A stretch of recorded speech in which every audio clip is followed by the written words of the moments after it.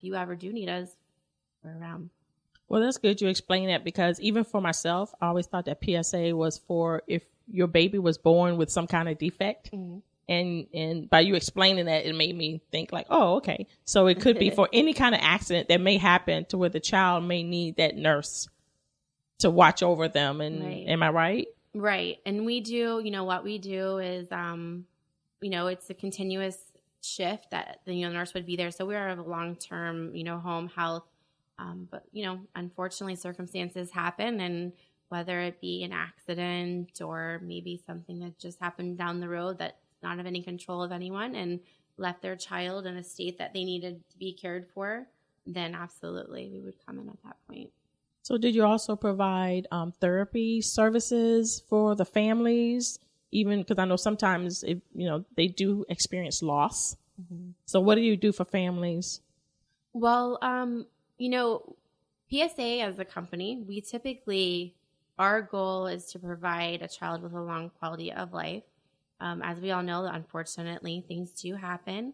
And in that instance, we do, again, have people that we are in touch with in the community that we can get them in touch with, a counselor if something of that nature were to happen. Now, physically, we do not have that, but, we do work with other companies that would be able to provide them that care. I have 2 daughters that are nurses with you guys, and they're amazing. They're amazing because they really speak highly of PSA, because of the care, not only that they provide for the families, but also the care that y'all provide to make sure that you connect the right nurse with the right family. Absolutely. Well, first, I'd like to say, since you brought that up, your girls, that speaks high volumes of you. So thank you for giving us 2 wonderful girls. But I agree, they're amazing nurses, and I think they're a testament to see. I mean, I hope they feel the same way, but I think we found a great fit for them. And your girls are awesome. They go above and beyond quite often for me. So I would like to thank them. I thank them all the time, but they're pretty awesome. So yeah, that's typically how, we like to get our nurses. We believe if someone's happy with us, they'll be happy doing what they're doing. And that's what we like to extend, so that way our families are on the good end of a good nurse that's happy. So how can someone listening contact you? Find out more information? They can always call me directly at the office. It's 321-254-4254. Or they can go ahead and go to our website at psahealthcare.com, and it will direct you to our Melbourne office. And we're there Monday through Friday, 8:30 to 5. Is there anything that you would like to share that I have not addressed?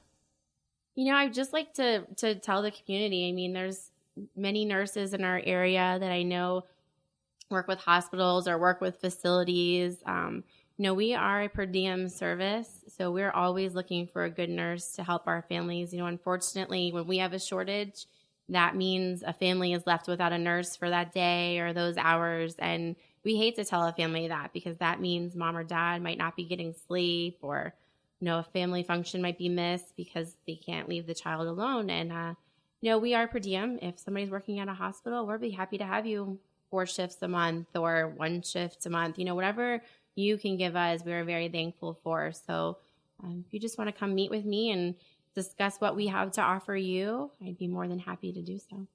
So what is your morning like at PSA when you going in? It's pretty crazy. We have since I don't work overnight, we have our on-call reports. So we come into all the messages from nurses, families, everything. And then we're in a scramble to try to make our big puzzle. That's what it is, a big puzzle all the time work. So it's pretty hectic. We have our normal plans that turn into put off the next day, because, when something urgent happens, that's right there. You have to handle it. So what is the most rewarding thing that you have experienced since you joined PSA? I think it's just watching the kids daily. I mean, I'm thankful that, I am not a nurse, because I don't, that's not me to go be hands-on, but I do have a lot of, respect for them and care. So I get to be on the good side and seeing the admin side of it. And I am just so thankful to watch these little people grow, and things that they're not supposed to be able to do, well, they're doing them now, because, with a good person and persistence, they can do anything. And so it's just been really rewarding to just look at, one child that I have in mind, went from pretty much being immobile to now I walked in on him today sitting up on his own. Wow. And it's a pretty awesome feeling to see these kids grow and, know that they're going to be doing a lot better than when they came to us. So are you a profit or nonprofit organization? We are a profit organization, yes. Could you explain what that is for someone who may not understand? Well, we work with insurance companies, and like I said, we do work with mostly Medicaid. We work with some self-pay insurances. We do accept all, but we get Medicaid has a rate that they reimburse, and we are able to work through that rate. So, with everything being said, what is the most important aspect, core value of PSA? I think the core value would just be to make sure that no family is left without.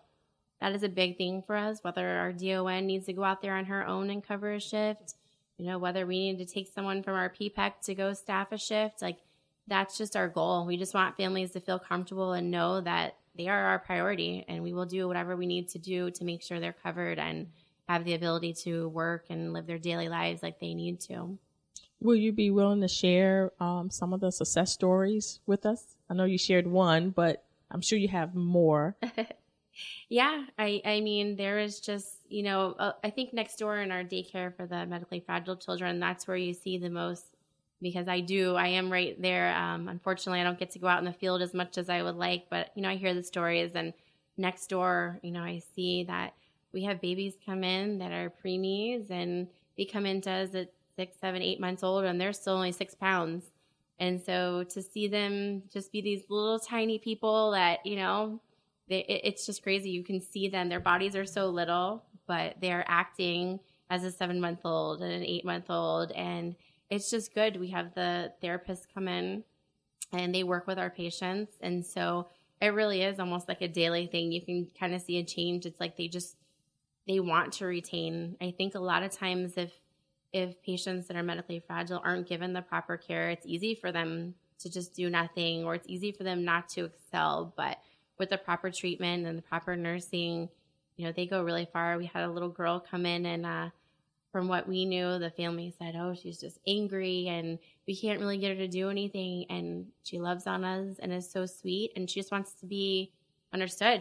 She can't communicate. So that's the biggest thing, is just letting her know that, like, we get you, you understand, and then she's happy as can be. What are some of the things y'all do to get kids that can't communicate, to relate to you? Well, whether it be like the little girl I was just telling you, I mean, we give her an iPad to play a game, and it may not really be educational, but just that interaction, that when we go to her and she grabs our finger and tries to get you to push the screen, that's a big accomplishment, for her to want to interact and to teach you and to show you. And, and then we do have therapists come in that actually do things that are educational, and simple things like motor skills, like rolling the ball or even blowing bubbles and having to catch the bubbles type of thing. So what we may think of easily to them is actually learning. And it's all about just finding a fun way to make sure they want to, grow and learn more. So how does someone can enroll their child into the daycare? How do they do that? Well, they can call us again at the 321-254-4254. And we are separate. I do work on the home health side, but the PPEC is what it's called. It's the daycare. Our director, Terry Robati, she works in my office, so she'd be happy to help anyone. And we can kind of decide at that point. A lot of times when we do get a referral, we have to decide on our own, okay, is this person more fit for the PPEC, or are they more fit for the home health side? So that's where we kind of work together and see what will best meet their needs. And so what are the hours for your PPEC? The PPEC is Monday through Friday, 6 a.m. to 6:30 p.m.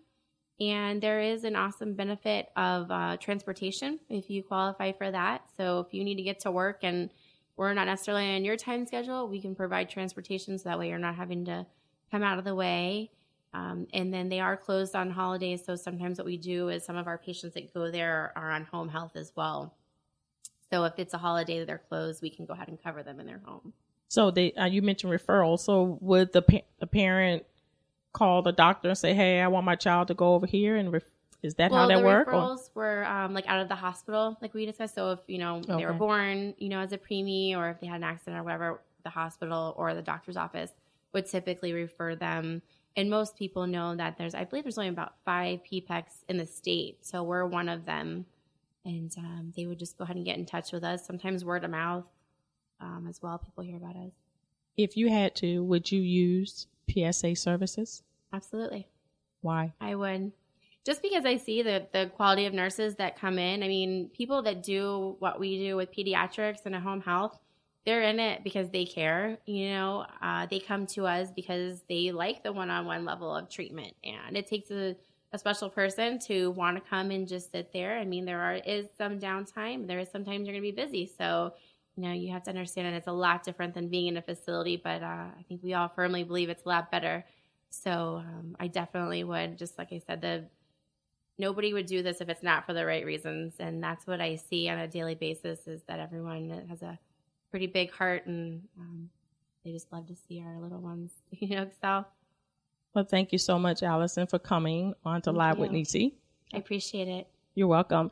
And thank you, listeners, for tuning in. And just know that you are not alone. And we have resources in our local area to help you to build a better life with you and your loved ones. So God bless you.